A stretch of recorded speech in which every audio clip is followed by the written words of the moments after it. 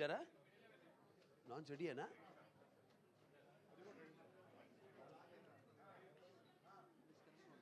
అందరికీ నమస్కారం, అందరికీ శుభోదయం.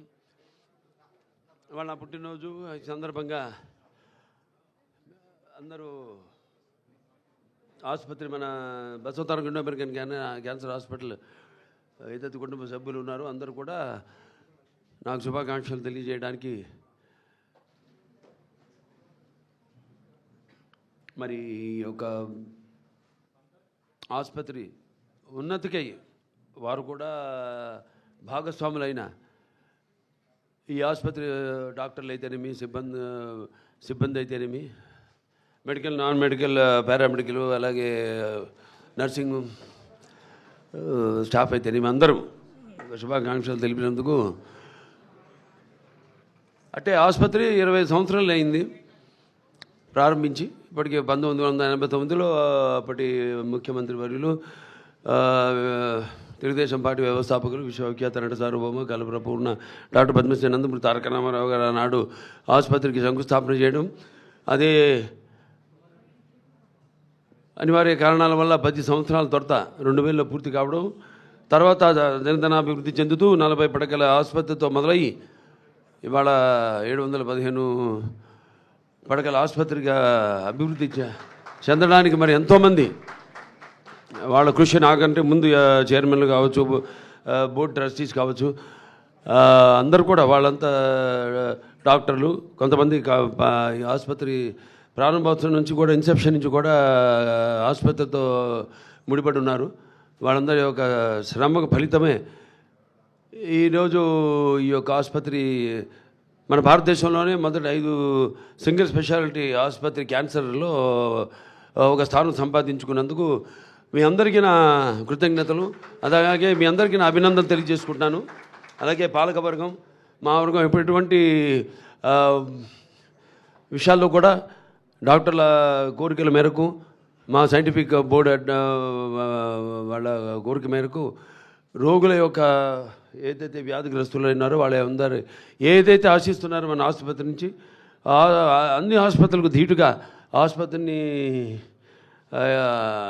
ఏ కార్పొరేట్ ఆసుపత్రికి కూడా తక్కువ కాకుండా అన్ని అంతర్జాతీయ ప్రమాణాలతో ఏదైతే మా అమ్మగారి కోరిక ఉందో, ఆవిడ ఆఖరి కోరిక అందరికీ వైద్యాన్ని తక్కువ ఖర్చుకు అందించాలని, అలాగే ప్రపంచ ప్రమాణాలతో ధీటుగా ఈ ఆసుపత్రి వైద్యం అందించాలి, పరికరాలతో వైద్యం అందించాలన్న ఆవిడ ఆశను నిజం చేసి వాళ్ళ ఈ ఆసుపత్రి ఇంత అభివృద్ధి చెందినందుకు, అలాగే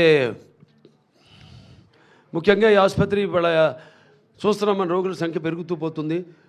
అలాగే ఆసుపత్రి యొక్క అవసరాలను దృష్టిలో ఉంచుకుని మన నార్త్ బ్లాక్ కూడా మనం ఎక్స్పాన్షన్కి వెళ్తున్నాం. అలాగే అక్కడ తుళ్ళూరులో కూడా కొత్త ఆసుపత్రి ఎక్స్కవేషన్ పూర్తి కావచ్చుంది. ఇంకొక 4-5 రోజుల్లో పూర్తి అయిపోతుంది. తర్వాత వర్షాకాలం పూర్తి కాగానే వెంటనే సివిల్ వర్క్ కూడా ప్రారంభించి, ఏదైతే ఒక లక్ష్యం ముందు పెట్టుకున్నాం, మనం ఒక గురి ముందు పెట్టుకున్నామో 2028కి మొదటి ఫేజ్ పూర్తి కావాలని 650 కోట్ల రూపాయలతో, అది పూర్తి అవుతుంది, తప్పకుండా అవుతుంది. ఆ తల్లిదండ్రుల దీవెనలు, ఆశలు, వాళ్ళ ఆశీస్సులు, అలాగే సంకల్ప బలీయం, ఇక్కడ పనిచేసే ప్రతి ఒక్కరి యొక్క సంకల్ప బలీయం, మా పాలకవర్గం ఏదైతే ఉందో వాళ్ళ సంకల్ప బలీయం తప్పకుండా అది నెరవేరుతుంది అని మీ అందరూ తెలియజేసుకుంటున్నాను. అలాగే వయసు అన్నది జస్ట్ ఇట్స్ నంబర్ నా దృష్టిలో. అందుకే అంటుంటాను, హిందువులు కూడా అన్నా అంటే उम्र 50 पार है लेकिन शक्ल मेरी 30 की जैसी, मुझे कोई अंकल या चीचा कहा उसकी तो ऐसी की तैसी है नहीं. సో నథింగ్, అందరూ అక్కడ వయసుతో పని లేదు. సో చేసుకుంటూ పోవడమే, ఆ భగవంతుడు ఇచ్చిన అవకాశాన్ని మనం ఉపయోగించుకుంటూ, దాన్ని మనం చేతుల్లో ఉంది, ఎంత భగవంతుడి చేతుల్లో ఉండదు.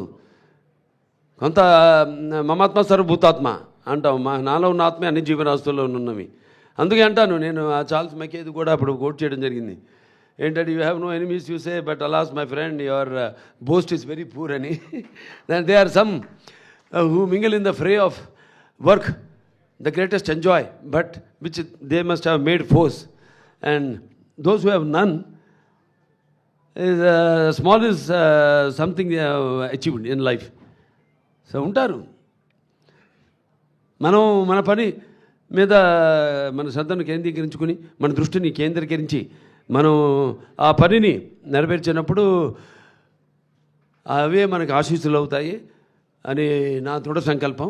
అలాగే ఈ ఆసుపత్రి ముందుకు తీసుకెళ్తున్న ప్రతి ఒక్కరు కూడా మా పాలక వర్గానికి అయితేనేమి, మా బోర్డు మెంబర్స్కి అయితేనేమి, అలాగే డాక్టర్స్కి అయితేనేమి, అలాగే non doctors, non medical, paramedical, nursing సిబ్బంది అందరూ కూడా నా కృతజ్ఞతలు తెలియజేసుకుంటూ, ఇలాగే ఇంకా భగవంతుడు నాకు ఆయుష్ని అంటే గురువుగారు వచ్చారు, ఆయన ఆశీర్వదించారు అన్నారు. ధన్వంతరి గరుత్మంతం ఫణి రాజాంచ కౌస్తుభం అచ్యుతం చామృతం చంద్రం స్మరే ఔషధ కర్మణి శరీరే జర్జరిపుతే వ్యాధిగ్రస్తే కళేబరే ఔషధం జాహ్నవితోయం వైద్యో నారాయణో హరి అంటాను. సో ఆ ధన్వంతరి ఔషధాల నుంచి నన్ను చాలామంది ఎప్పుడు ఏదో కోవిడ్ వచ్చినప్పుడు కూడా అడిగారు, అదేది అక్కడక్కడ నెల్లూరులో లేహ్యం ఏదో ఇస్తుంటే కోవిడ్కి ఇది పనిచేస్తుందా అంటే తప్పకుండా పనిచేస్తుంది అన్నాను. ఎలా చెప్పగలుగుతారంటే దానికి ఇంకోటి చెప్పాను, కూతుపుడు కానీ మరల మాతం కానీ గుండె తల్లడపాకు కానీ ఆకులు అవి దేనికి వాడతారు, అది వేరే విషయం. సో అలా ఇవన్నీ నాకు తెలిసి చదువుతాను పుస్తకాలు బాగా. సో నమ్మకం ఉండాలి ముందు. ఏదైనా నమ్మకం ఉన్నప్పుడు ఏదైనా నిజం అవుతుంది. అదే నమ్మకం మన Basavatarak Indo American cancer hospital research institute ఇవాళ ఇక్కడికి వస్తున్నారంటే ఇది ఎంతో ట్రామాకి సంబంధించిన వ్యాధి. ఇది సగం మంది దాంతోనే చనిపోతారు. అటువంటిది ఇక్కడికి రావడం, వాళ్ళు ఇందులో గడుగు పెట్టగానే ఒక ఆలయంలో గడుగు పెట్టాము, ఇక సగం మా వ్యాధి నయమైంది, మిగతాదంతా ఇక మన చేతుల్లో ఉంది. వాళ్ళకి ఆ ధైర్యం రాగానే ముందు వాళ్ళు మనతో కోఆపరేట్ చేయడం, అది చాలా ముఖ్యం ఈ వ్యాధికి. అలాగే ఇక్కడ మన క్యాంప్స్ అన్నీ నిర్వహించడం, 2 మొబైల్ క్లినిక్స్ ఉన్నాయి, వాటిలో మరి మారుమూరు గ్రామాలకు వెళ్ళడం, స్పాన్సర్ చేయడం, కొన్ని ఊళ్ళను దత్తత తీసుకోవడం, మరి వాళ్ళ అవగాహనను పెంపొందించడం, అలాగే వాళ్ళకి స్క్రీనింగ్ చేసి మరి వారికి క్యాన్సర్ స్టేజ్ని బట్టి అక్కడికక్కడే మందులు ఇవ్వడం, లేకపోతే అది పండిపోతే మరి వాళ్ళని ఇక్కడికి ఆసుపత్రికి రమ్మని చెప్పడం, వాళ్ళని ఆన్లైన్లో రిజిస్టర్ చేయడం, వాళ్ళు రాకపోయినా వాళ్ళకి మళ్ళీ మరి గుర్తు చేయడం రమ్మనమని. ఇక్కడ మళ్ళీ వాళ్ళకి ముందు రేడియేషన్ అయితేనేమి, లేకపోతే సర్జికల్ అవసరమైతే సర్జరీ అయితేనేమి ద్వారా వాళ్ళకి వైద్యాన్ని అందించడం జరుగుతుంది. సో అలాగే ఈ ఆసుపత్రి ఎంతోమంది దాతలు ఉన్నారు. ఇక్కడ సీతారామరాజు గారు ఉన్నారు. ప్రతి సంవత్సరం ఏదో నా పుట్టినరోజుకైనా కానీ, నాన్నగారి జయంతికి అయితేనేమి, ఆయన ప్రతిసారి 1 లక్ష రూపాయలు ఆసుపత్రికి డొనేట్ చేయడం. అలాగే కాకర్ల రాఘవేంద్రరావు గారు ఉన్నారు. వారి నాడు 10 లక్షల రూపాయలు ఆసుపత్రికి ఇవ్వడం జరిగింది. అలాగే మన త్రివేణి స్కూల్స్ వాళ్ళు నిజంగా హ్యాట్స్ ఆఫ్. ఆ పిల్లలు వాళ్ళు అంతా కలెక్ట్ చేసి 1,10,114 రూపాయలు పిల్లలంతా కూడా హ్యాట్స్ ఆఫ్.